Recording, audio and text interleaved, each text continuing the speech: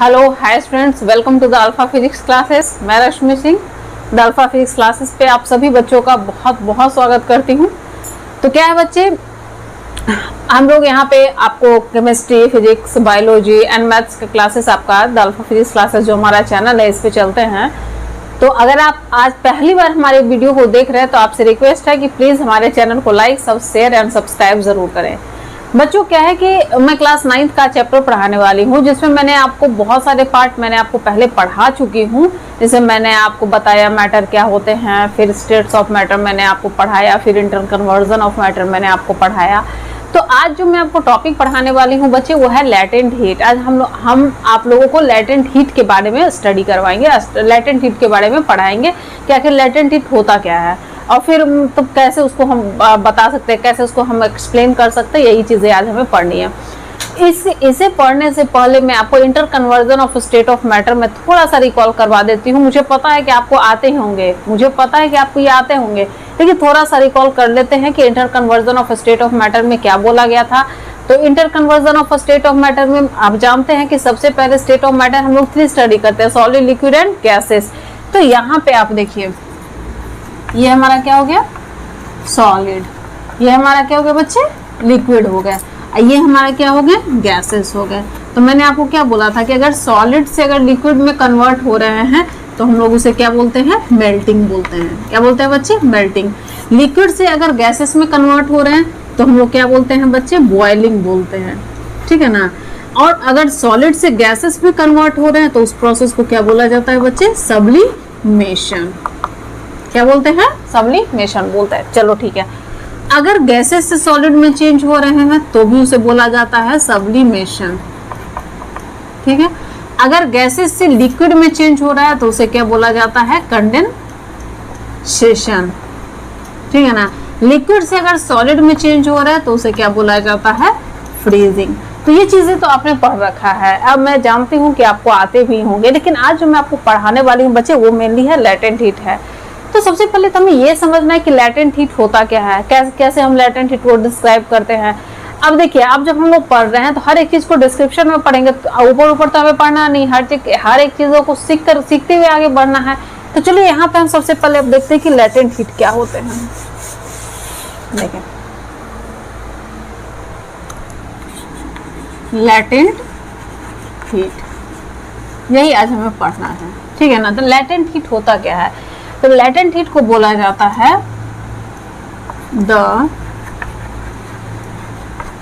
the heat energy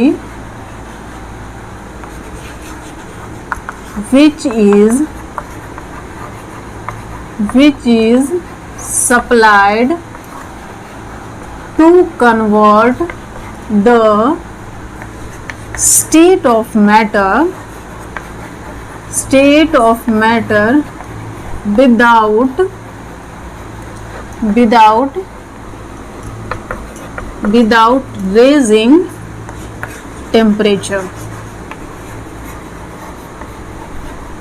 raising temperature, तो बच्चे देखिए यहाँ पे बोला क्या जा रहा है कि लैटेंट हीट।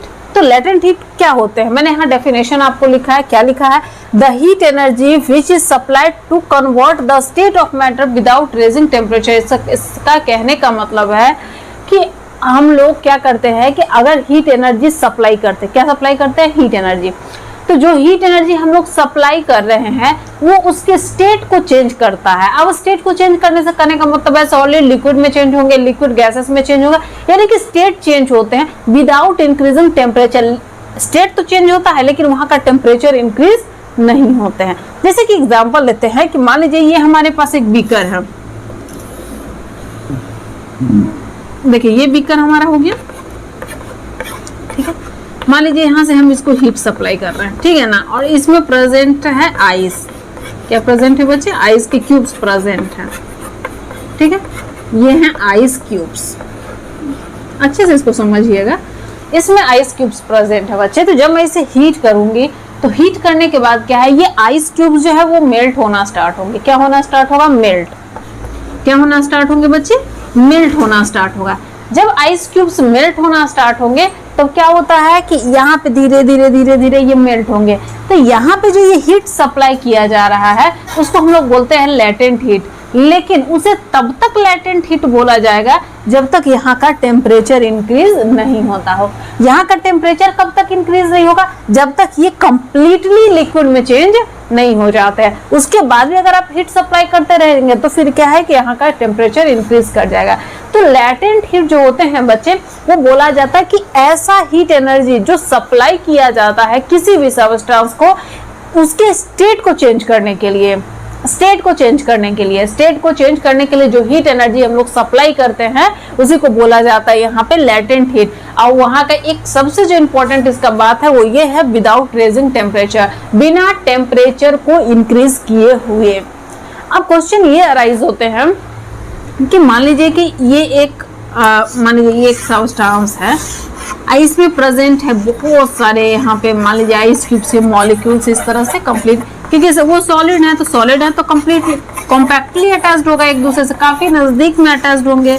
तो मान लेते हैं कि इस तरह से वो अटैच्ड थे, ठीक है, ये आपके आइस हैं। तो क्वेश्चन यहाँ ये अराइज होता है कि जब हम इसे हीट सप्लाई करेंगे तो ये क्या होना चाहिए? ये तो यहाँ का टेम्परेचर बढ़ाना चाहिए ना। अगर हम किसी चीज को अगर किसी सबस्टेंस में या किसी चीज में अगर हम लोग हीट देते हैं तो वहाँ के टेम्परेचर को बढ़ाता है ना। तो यहाँ पे ये क्यों नहीं बढ़ाते? तो सबसे पहले होता क्या है कि जैसे ही हम यहाँ पे बच्चे हीट सप्लाई करेंगे तो हीट सप्लाई करने के बाद क्या होता है कि ये सॉलिड है, तो दो सॉलिड के बीच में फोर्स ऑफ अट्रैक्शन होता है ना, आप पढ़े हैं फोर्स ऑफ अट्रैक्शन। तो फोर्स ऑफ अट्रैक्शन किसे बोला गया है? तो the attraction force present between two molecules और टू एटम्स बोल सकते हैं, टू आयंस बोल सकते हैं, ठीक है ना। तो मान लीजिए ये दो मॉलिक्यूल्स है, इन दो मॉलिक्यूल्स को एक दूसरे से जो बाइंड करके रखता है फोर्स, एक दूसरे से जो बांध करके फोर्स रख रहा है उसी को तो हम फोर्स ऑफ अट्रैक्शन बोल रहे हैं। और ये जो सॉलिड है, सॉलिड में फोर्स ऑफ अट्रैक्शन तो ज्यादा होता है। तो जब हम यहाँ पे हीट सप्लाई करेंगे तो ये लेटेंट हीट तो स्टेट को चेंज करवाता है। तो अगर मान लीजिए सॉलिड को लिक्विड में चेंज करना है तो उसकी प्रॉपर्टी को चेंज करना होगा ना। आपने क्लास 9 में क्वेश्चन को पढ़ा है कि अब मान लीजिए कि डिफरेंट स्टेट ऑफ मैटर क्यों बनते हैं, क्यों ऐसा क्यों होता है कि कोई सॉलिड बन जाते हैं, क्योंकि सभी तो सबस्टेंस होते हैं। अगर सिंपल से क्वेश्चन अगर आपसे राइज किया जाए कि मान लीजिए कि हर एक सबस्टेंस होता है, हर एक सबस्टेंस मॉलिक्यूल से बने होते हैं, चाहे जो भी मॉलिक्यूल से बने हो, डिफरेंट मॉलिक्यूल से बने हो, लेकिन उनका वो अलग अलग सबस्टेंस क्यों बनाते हैं? कोई सॉलिड क्यों बनाता है, कोई लिक्विड क्यों बनाता है, कोई गैसेस क्यों बना रहे, सारे के सारे चीजें एक ही क्यों नहीं बना रहे? उसके पीछे रीजन होता है कि उसके अरेंजमेंट ऑफ मॉलिक्यूल्स, उसके मॉलिक्यूल्स हैं वो किस तरह से अरेंज है। अब मान लीजिए सॉलिड में जो मॉलिक्यूल्स होते हैं वो एक दूसरे से बहुत ज्यादा अटैच होते हैं, इनमें फोर्स ऑफ अट्रैक्शन काफी ज्यादा होता है, जबकि लिक्विड में फोर्स ऑफ अट्रैक्शन होते हैं। मैं ये नहीं कह रही कि फोर्स ऑफ अट्रैक्शन नहीं होता है, होते हैं, लेकिन उनका फोर्स ऑफ अट्रैक्शन क्या होता है बच्चे? थोड़ा सा कम होता है।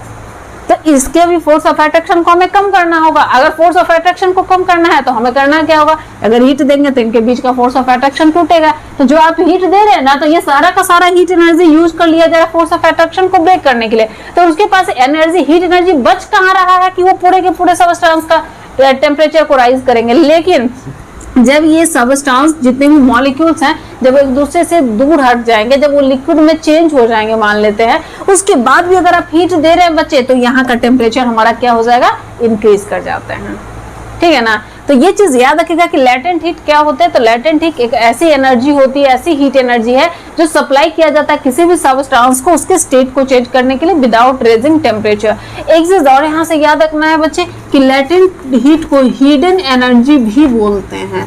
हिडन एनर्जी क्यों है हिडन एनर्जी बोला जाता है? क्योंकि ये छिपा हुआ होता है, ये बाहर से आपको दिखता नहीं है। जैसे कि मान लीजिए अगर आप हीट कर रहे हैं फिर भी ये गर्म नहीं हो रहा है तो आप बाहर से तो नहीं देख सकते, लेकिन इसके अंदर जो लेटेंट हीट हो रहे हैं तो वही चीजें यहाँ पे बोला जा रहा है, हिडन एनर्जी उसे बोला जाता है, ठीक है।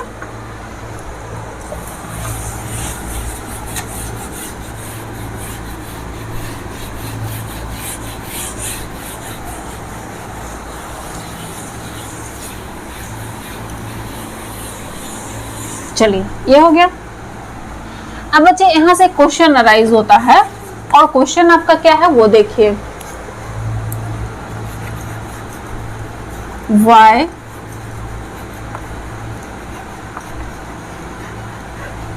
why latent heat does not cause raise in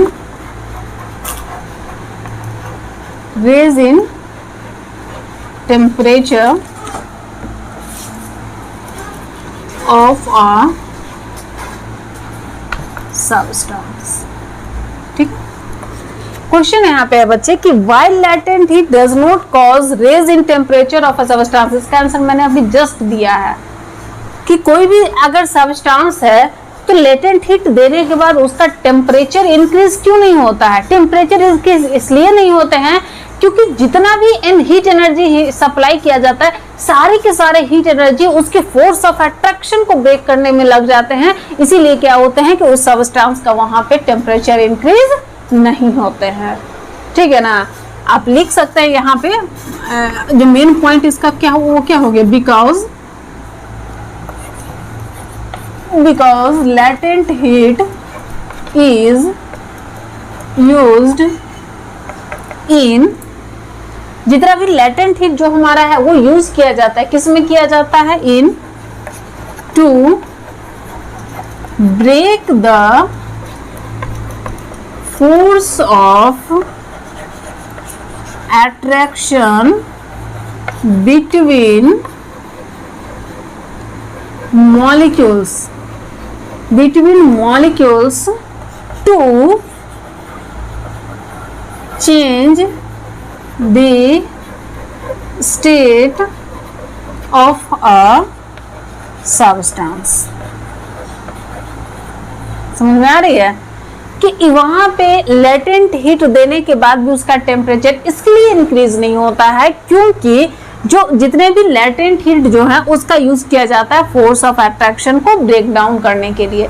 अब force of attraction break down होंगे बच्चे, उनके अरेंजमेंट ऑफ मॉलिक्यूल्स बच्चे डिफर करेंगे, और जैसे ही अरेंजमेंट ऑफ मॉलिक्यूल्स डिफर करते हैं तो क्या हो जाएंगे कि वो जो सब्सटेंस है उसका स्टेट वहां पे चेंज हो जाएगा। अब स्टेट जो चेंज हो रहे हैं, अब मान लीजिए अगर सॉलिड में दे रहे हैं लेटेंट हीट तो वो अपना स्टेट चेंज करके लिक्विड में बनेगा, अगर आप लिक्विड में दे रहे हैं लेटेंट हीट तो वो गैसेस में चेंज हो गए, लेकिन यहाँ पे सब्सटेंस का वहां पे चेंज होते हैं। ठीक है, चलिए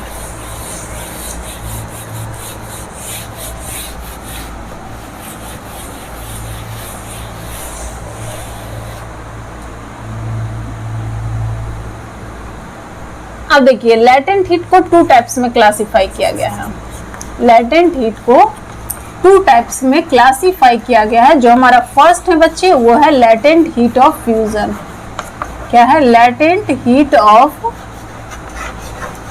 फ्यूजन। फ्यूजन क्या होते हैं बच्चे? फ्यूजन होता है solid to liquid change, solid to liquid, solid to liquid को फ्यूजन बोला जाता है। ठीक है बच्चे, तो लेटेंट हीट ऑफ फ्यूजन क्या होता है? अगर आपसे पूछा जाएगा कि लेटेंट हीट ऑफ फ्यूजन क्या होते हैं तो क्या बोलेंगे? बोल सकते हैं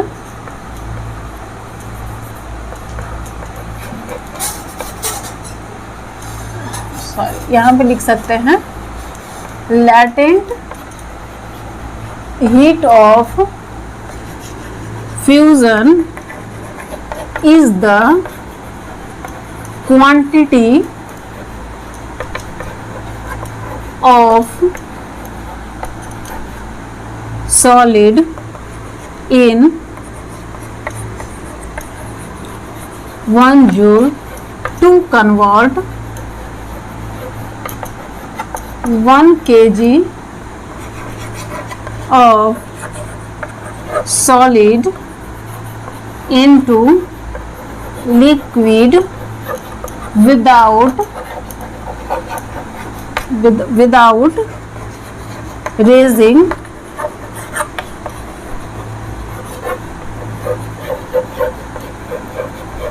टेम्परेचर। ठीक है बच्चे, यहाँ पे बोला जा रहा है लेटेंट हीट ऑफ फ्यूजन। सबसे पहले यहाँ पे याद रखिएगा फ्यूजन क्या होता है? सॉलिड टू लिक्विड चेंज को हम लोग फ्यूजन बोलते हैं, मेल्टिंग भी बोला जाता है बच्चे, उसे फ्यूजन भी बोला जाता है। तो लेटेंट हीट ऑफ फ्यूजन आप समझ, लेटेंट हीट क्या है? इसका मतलब हीट एनर्जी है। तो 1 जूल, यहाँ पे देखिए यहाँ पे क्या बोला जा रहा है कि 1 जूल, यहाँ पे हीट एनर्जी जो है वहां पे, सॉरी यहाँ पे 1 जूल नहीं लिख सकते, 1 kg होगा। जूल में कितना भी आ सकते हैं, जितना भी एनर्जी होगा। ठीक है ना, ये देखिए quantity of solid in joules, जो हमारा क्वांटिटी ऑफ सॉलिड है यानी कि जो हमारा लेटेंट हीट है, जो हमारा हीट एनर्जी जो सप्लाई हो रहे हैं वो किस में होना चाहिए, जूल में होना चाहिए। और वो जो हीट एनर्जी 1 kg सॉलिड को चेंज करने के लिए जितना हीट एनर्जी हम लोग यूज कर रहे हैं उसी हीट एनर्जी को यहाँ पे बोला जाता है बच्चे लेटेंट हीट ऑफ फ्यूजन। जैसे एक एग्जाम्पल आपको बताए गए हैं जिसमें बताया गया कि मान लीजिए 1 kg आइस है, कितने kg आइस है, 1 kg आइस। तो 1 kg आइस अगर है तो 1 kg आइस को कन्वर्ट करने के लिए वाटर में जितना हीट एनर्जी लगेंगे वही उसका लेटेंट हीट ऑफ आइस होगा। तो आइस का लेटेंट हीट ऑफ क्या होते हैं, मान लेते हैं कि इसका लेटेंट हीट ऑफ होता है 3.3 इंटू 10⁵ जूल पर kg, ठीक है ना। आइस का लेटेंट हीट कितना होता है 3.34 इंटू 10⁵ जूल पर kg। तो इसका मतलब क्या हुआ कि इतना हीट एनर्जी हमें चाहिए, क्यों चाहिए, 1 kg आइस को वाटर में कन्वर्ट करने के लिए। समझ में आ रही है मेरी बात। लेटेंट हीट ऑफ फ्यूजन क्या होते हैं, तो सबसे पहले ये समझना है कि फ्यूजन जो होते हैं सॉलिड टू लिक्विड चेंज को फ्यूजन बोला जाता है। और लेटेंट हीट ऑफ फ्यूजन का मतलब है कि जितने वहां पे जो भी सबस्टांस है, जो भी सॉलिड है, तो उस सॉलिड को 1 kg सॉलिड को लिक्विड में चेंज करने के लिए जितना हीट एनर्जी हमें देने होंगे उसी को क्या बोला जाता है बेटा, लेटेंट हीट ऑफ फ्यूजन। जैसा मैंने एग्जांपल लिया कि latent heat of fusion of ice के आइस, यानी कि आइस का लेटेंट हीट कितना होता है, आइस का लेटेंट हीट होता है 3.34 इंटू 10⁵ जूल पर kg। इट मींस कि इतना जो हमारा एनर्जी है ये यूज्ड हो रहा है 1 kg आइस को वाटर में कन्वर्ट करने के लिए, और यही आपको यहाँ पे बताया जा रहा है। दूसरी बात यह है विदाउट रेजिंग इट्स टेम्परेचर, वहां का टेम्परेचर इंक्रीज नहीं होना चाहिए। अगर कहीं भी आप बता रहे कि हाँ लेटेंट हीट हो रहे हैं, इसका मतलब है कि वहां का टेम्परेचर इंक्रीज नहीं होना चाहिए। दूसरी बात ये भी कि अगर हम लेटेंट हीट देते हैं तो लेटेंट हीट सिर्फ उसके फोर्स ऑफ अट्रैक्शन को ब्रेक करता है, ना कि उसके मॉलिक्यूल्स के काइनेटिक एनर्जी को बढ़ाता है। वो काइनेटिक एनर्जी भी नहीं बढ़ाता है। क्यों नहीं बढ़ाता है, क्योंकि काइनेटिक एनर्जी बढ़ेगा तो उसके मॉलिक्यूल्स मूवमेंट में आएंगे, अब मूवमेंट करके वो स्टेट चेंज करेगा, और वहां पे क्या होता है कि हमारा जो टेम्परेचर है वो धीरे धीरे राइज अगर जैसे टेम्परेचर किया तो वहां पे लेटेंट हीट नहीं आएंगे, वहां पे हीट एनर्जी बोला जा सकता है उसे, लेकिन आप उसे लेटेंट हीट टर्म नहीं दे सकते, क्योंकि लेटेंट हीट उस एनर्जी को बोला जा रहा है जो कि उसके स्टेट को चेंज करने के लिए करते हैं विदाउट टेम्परेचर को इंक्रीज किए हुए। अब विदाउट टेम्परेचर इंक्रीज तब तक हो सकता है जब तक वो पूरे सबस्टेंस वहां पे मेल्ट ना हो जाए। समझ में आ रही है बात, बिल्कुल सही। तो ये चीज यहाँ से आप याद रखें, रिमेंबर रखना है आपको। और जितने भी पॉइंट्स मैं आपको बता रही हूँ वो पॉइंट्स भी आप नोट डाउन करते हुए चलेंगे बच्चे, क्योंकि काफी इंपॉर्टेंट पॉइंट है। क्लास 9 का है इसलिए इसके डिस्क्रिप्शन में आपको जाना ही पड़ेगा। देखिए एक पॉइंट लिखा हुआ आता है बच्चे यहाँ पे, latent heat of fusion of ice is 3.34 into 10⁵ joule पर kg। इसका मतलब क्या होता है, इसका मतलब आप क्या समझते हैं, इसका मतलब ये है 3.34 इंटू 10⁵ जूल पर जूल एनर्जी या फिर आप उसे हीट एनर्जी भी लिख सकते हैं, दोनों का मतलब एक ही हो रहा होगा, ठीक ना। Heat energy is required to change 1 kg of ice to water without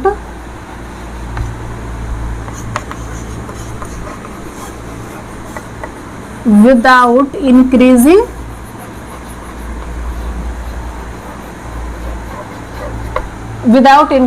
temperature. समझ में आ रही है, यानी कि latent heat of fusion of ice आपको क्या बताया जा रहा है बेटा, 3.34 इंटू 10⁵ जूल पर kg। इसका मतलब क्या हो रहा है, इसका मतलब ये है कि 3.34 इंटू 10⁵ जूल जो हीट एनर्जी है वो रिक्वायर्ड होता है। क्यों रिक्वायर्ड होते हैं, to convert 1 kg of ice into water. उसी को हम लोग बोलते हैं latent heat of fusion of ice. तो ये टर्म अगर कहीं लिखा हुआ आता है कि इसका मतलब क्या होता है, क्योंकि ये ऐसे जनरली नहीं पूछा जाता है बच्चे, लेकिन कभी कभी क्या होता है, अगर 1 नंबर में क्वेश्चन अगर आ सकते हैं तो ऐसा क्वेश्चन आपसे पूछ सकता है कि इस स्टेटमेंट का मतलब आप क्या समझते हैं, तो वहां से आपको देना है।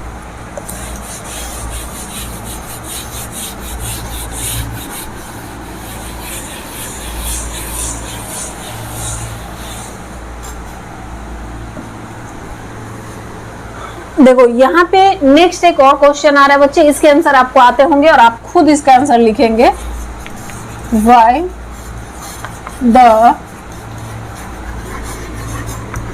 why the temperature of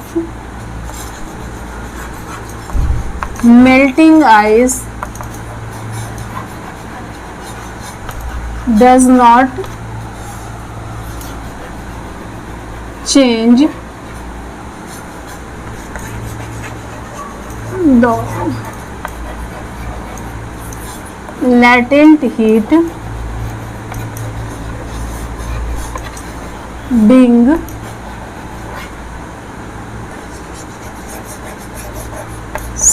latent heat यहाँ पे टर्म नहीं यूज कर सकते, हीट सिर्फ कर सकते हैं, हीट सप्लाइड कंटिन्यूअसली। ठीक है, क्वेश्चन यहाँ पे है कि जो मेल्टिंग आइस था उसका टेम्परेचर क्यों नहीं इंक्रीज हुआ, क्यों नहीं उसका टेम्परेचर बढ़ा, जबकि वहां पे हीट तो कंटिन्यूअसली सप्लाई किया जा रहा है। इसलिए नहीं हुए क्योंकि वहां पे रीजन आप क्या दीजिएगा, because the heat energy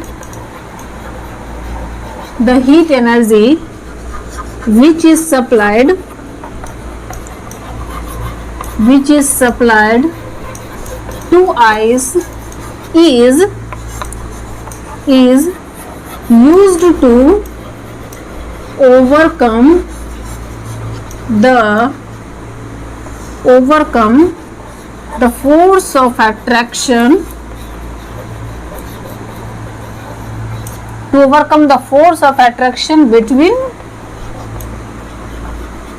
between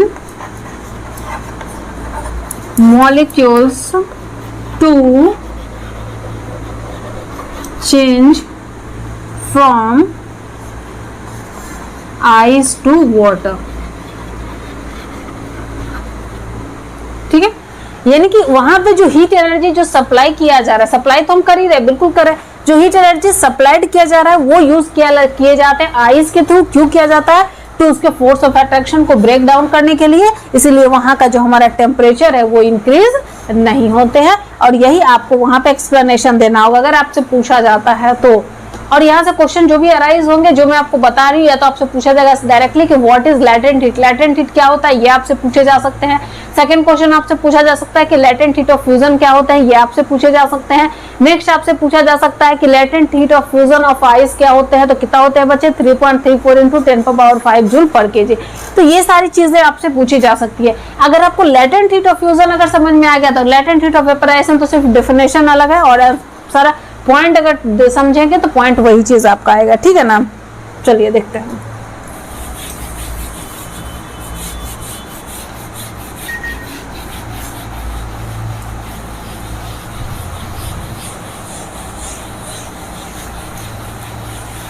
चलिए यहाँ से क्वेश्चन अराइज होते हैं बच्चे, और क्वेश्चन वो ये है कि अगर आप आइस लेते हैं, मान लेते हैं कि अगर आपके पास में आइस है और आपने हाथ में लिया, तो आप ऐसा महसूस करेंगे कि हाथ में लेने के बाद आइस ठंडा लगता है। क्यों ठंडा लगता है, क्योंकि आइस क्या करता है कि हमारे हैंड से लेटेंट हीट एब्जॉर्ब करता है।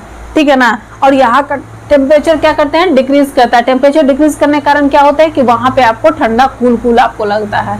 तो ये चीज आपको यहाँ पे पता है। क्वेश्चन करके पूछे जाता है क्यों ठंडा महसूस होता है, तो आप वहां पे बता देंगे। ठीक है बच्चे, अब एक क्वेश्चन यहाँ पे और बताया जा रहा है कि आइस जो होते हैं वो 0 डिग्री सेल्सियस पे मोर इफेक्टिव होते हैं cooling than water at 0 degree Celsius. ठीक है ना, तो इसके पीछे रीजन क्या है, तो इसके पीछे रीजन मैं आपको बताती हूँ, लिखिए।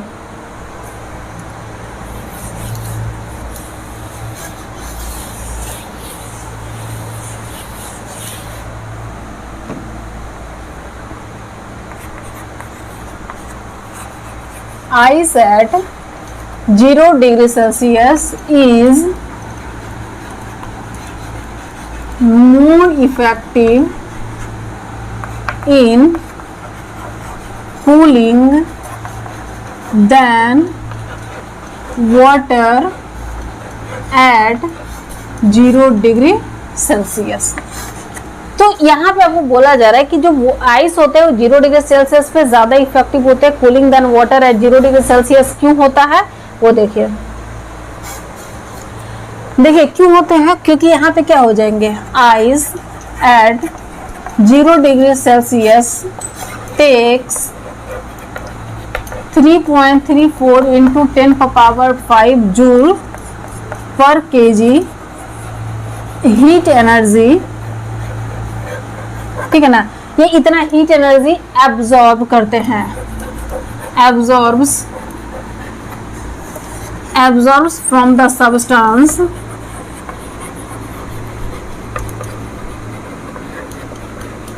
thus cooling effect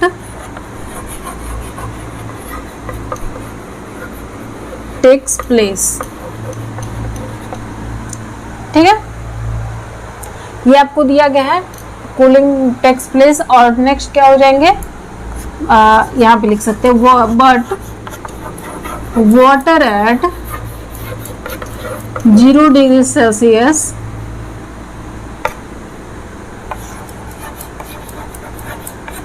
latent heat is not present at all। यानी कि यहाँ पे क्या बताया जा रहा है कि कोई भी सब्सटेंस है तो अगर वहां पे 0 डिग्री आइस पर 0 डिग्री सेल्सियस टेम्परेचर पे अगर आइस को रखते हैं या फिर वाटर को रखते हैं तो आपको कूलिंग इफेक्ट कौन देता है। जैसे कि एक एग्जांपल लीजिए ना, आप आइस लेकर के आइए और एक ठंडा बोतल पानी लेकर के आइए, एक जगह में आइस रखिए एक जगह में पानी को रखिए, आपको ठंडा ज्यादा महसूस कौन सा होगा, इसका इतना डिस्क्रिप्शन देखने की क्या जरूरत है, कौन सा ज्यादा ठंडा महसूस होगा, आइस। क्यों होंगे, क्योंकि आइस 0 डिग्री सेल्सियस पे जैसे हम हाथ में लेंगे तो वो मेल्ट करना शुरू करेगा। और मेल्ट कब वो करते हैं, जब उनके पास में क्या होता है, लेटेंट हीट। तो वो लेटेंट हीट कहाँ से लेंगे, वो जहाँ पे रखे जाते हैं, जिस जगह में रखा जाता है वहीं से तो वो लेटेंट हीट खींचते हैं। अगर हम हाथ में रखें तो हमारे हाथ से वो लेटेंट हीट ले लेंगे, और अगर हमारे हाथ से लेटेंट हीट लेंगे और एब्जॉर्ब करेंगे और एब्जॉर्ब करके वो क्या करेंगे, वाटर में चेंज करेंगे, तो यहाँ पे क्या होगा, वहाँ पे हीट एनर्जी कम हो जाएंगे और हीट एनर्जी कम होने के कारण वहाँ पे कूलिंग इफेक्ट वहाँ पे आते हैं। यही पॉइंट यहाँ पे आपको बच्चे बताए जा रहे हैं। ठीक है, तो ये चीज आप यहाँ से समझेंगे।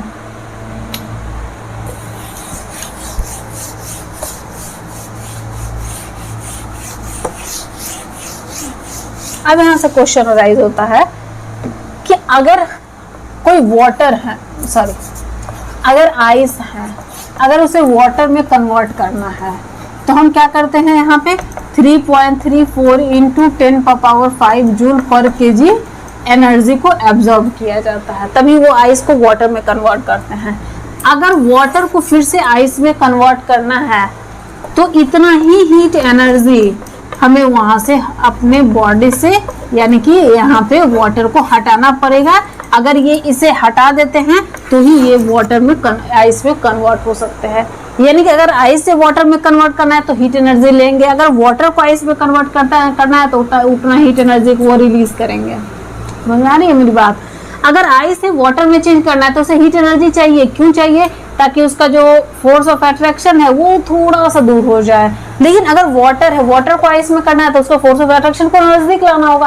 तो नजदीक लाने के लिए क्या करेंगे, जितना हीट एनर्जी लिया था उसको हटा दो वहां से, जितना हीट एनर्जी लिए थे उतना, देखो इतना हीट एनर्जी लिए थे इतना वहां से रिलीज कर देंगे तो हमारा जो वाटर है वो किस में कन्वर्ट हो जाएंगे बच्चे, आइस में कन्वर्ट हो जाएंगे। और यही पॉइंट आपको बता रहा है कि अगर आइस को वाटर में कन्वर्ट करना है तो इतना हीट एनर्जी एब्जॉर्ब किया जाएगा, अगर वाटर को आइस में कन्वर्ट करना है तो इतना हीट एनर्जी को हमें रिलीज करना होगा। ठीक है, ओके स्टूडेंट्स, चलिए अब नेक्स्ट देखते हैं। मैंने आपको बताया कि लेटेंट हीट 2 टाइप्स के होते हैं, तो सबसे फर्स्ट तो लेटेंट हीट आपने पढ़ लिया। अब हम पढ़ेंगे लेटेंट हीट ऑफ वेपराइजेशन, ये हमारा सेकंड है। Latent heat of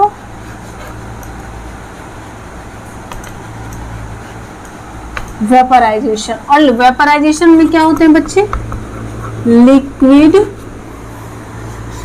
to gas. Liquid अगर गैस में चेंज हो रहे हैं तो उस प्रोसेस को बोला जाता है वेपराइजेशन। देखिए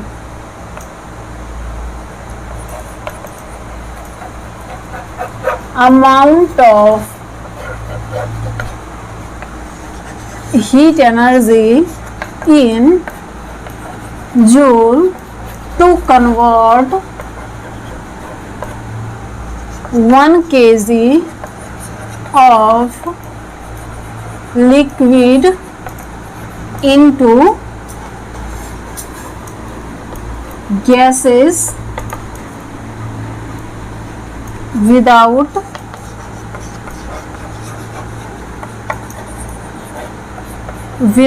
increasing temperature।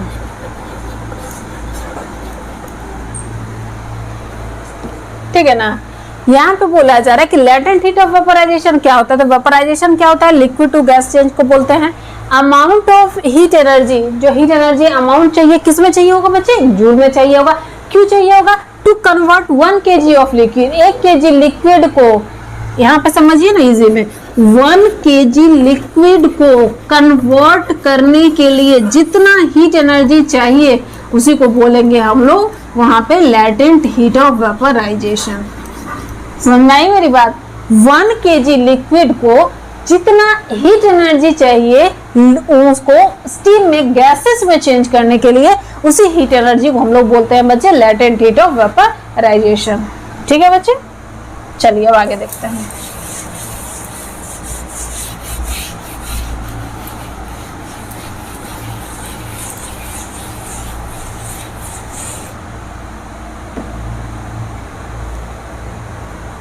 अब यहाँ पे देखिए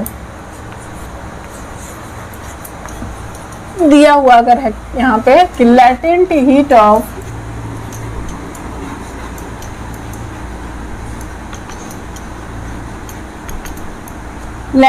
of vaporisation of water is 22.5 into 10⁵ joule पर kg। इसका मतलब क्या होता है, इसका मतलब क्या होता है, इसका मतलब ये है कि 22.5 into 10⁵ joule of heat energy is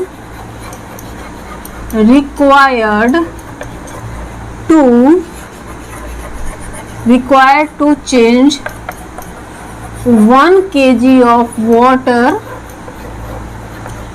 into stem. Water को अगर गैसियस, वाटर अगर गैसियस सिस्टम में है तो सिस्टम ही बोलते हैं। ये आपका हो गया। इसका मतलब है कि 22.5 इंटू 10⁵ जूल हीट एनर्जी हमें चाहिए। क्यों चाहिए, टू रिक्वायर टू चेंज, उसे चेंज करने के लिए, किस क्या चेंज करने के लिए, 1 kg of water to gases, 1 kg पानी को गैसेस में चेंज करने के लिए जितना हमें हीट एनर्जी रिक्वायर्ड होते हैं उसी हीट एनर्जी को हम लोग क्या बोलते हैं बच्चे, लेटेंट हीट ऑफ वेपोराइजेशन। और ये अगर आपसे पूछा जाएगा कि latent heat of vaporisation of water कितने होते हैं, वाटर का लेटेंट हीट ऑफ वेपोराइजेशन क्या होता है, तो 22.5 इंटू 10⁵ जूल पर kg। इतना आपको याद रखना है। ठीक है, मैंने आपको बोला था कि अगर आप लेटेंट हीट ऑफ फ्यूजन समझ जाएंगे तो ये सिर्फ वही पॉइंट है, सिर्फ वहां पे सॉलिड लिक्विड में चेंज हो रहे थे, यहाँ पे लिक्विड गैसेस में चेंज होगा, लेकिन स्टेट तो चेंज हो रहे हैं। वहां भी तो मान लीजिए इसके जो मॉलिक्यूल्स थे, गैसेस के मॉलिक्यूल्स अगर इतने थोड़े से दूर होते हैं तो, लेकिन इसमें भी तो फोर्स ऑफ अट्रैक्शन होता है, तो इसे भी तो थोड़ा सा दूर करना होगा। तो दूर करने के लिए यहाँ भी तो हमें हीट देने होंगे, तो उसी हीट को तो हम लोग यहाँ पे लेटेंट हीट बोल रहे हैं। और ये जब गैसेस में चेंज होंगे तो इसके मॉलिक्यूल्स एक दूसरे से थोड़ा सा ज्यादा दूर हो जाएंगे, है कि नहीं। तो ये चीज आपको यहाँ पे याद रखना है। मैंने क्या बोला कि लेटेंट हीट जो होता है वो हिडन एनर्जी होते हैं, तो ये चीज आपको यहाँ से ध्यान में रखना है।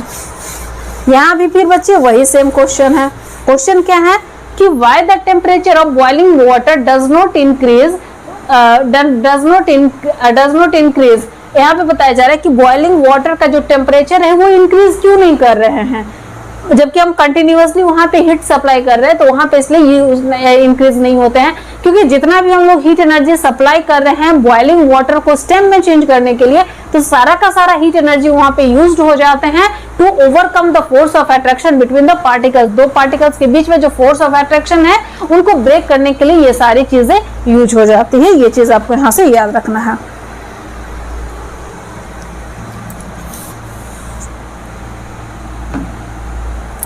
लास्ट ये क्वेश्चन है बेटा, वो देखिएगा। Burns caused by stem is much severe than boiling water।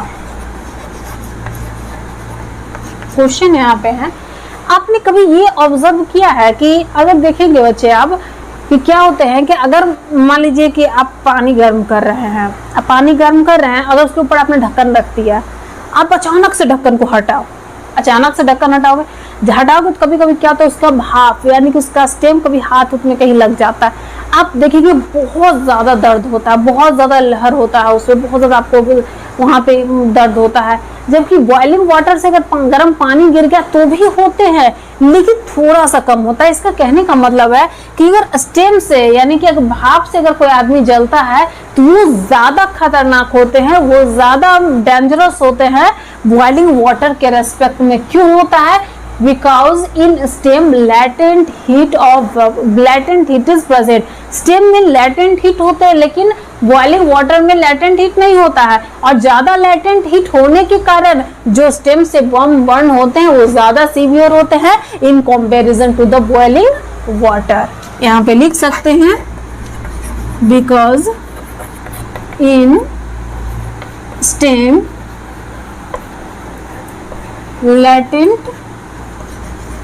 latent heat is present but in boiling water latent heat is not present। Latent heat ज्यादा प्रेजेंट होने के कारण वो ज्यादा सीवियर बर्न करते हैं देन बॉइलिंग वाटर। ठीक है बच्चे, तो आज का जो टॉपिक था बच्चे वो हम यहीं पे खत्म करते हैं। आज जो नेक्स्ट टॉपिक हमारा आएगा वो इस चैप्टर का लास्ट हमारा टॉपिक होंगे। एंड आपको हमारे साथ चलने हैं बच्चे, हमारा जो चैनल है द अल्फा फिजिक्स क्लासेस, उस पर आपको सब्सक्राइब करके रखे, और बहुत अच्छे से बच्चे आपको यहाँ पढ़ाई होती है। आप 9 में हो, 10 में, या फिर अगर कोई भी क्वेरी अगर आपको होती है तो आप वहाँ पे डिस्क्रिप्शन में आपको लिंक दिए हुए होंगे, आपको नंबर भी दिया होगा, तो आप वहाँ से डायरेक्टली कांटेक्ट कर सकते हैं। या फिर अगर किसी क्वेश्चन में या किसी टॉपिक में अगर परेशानी हो रही है जो मैंने आज आपको पढ़ाया है तो आप कमेंट बॉक्स में भी बता सकते हैं बच्चे। और आपको ये वीडियो कैसा लगा ये भी कमेंट बॉक्स में बता सकते हैं। और हमेशा खुश रहें। Best of luck for your future. Thank you.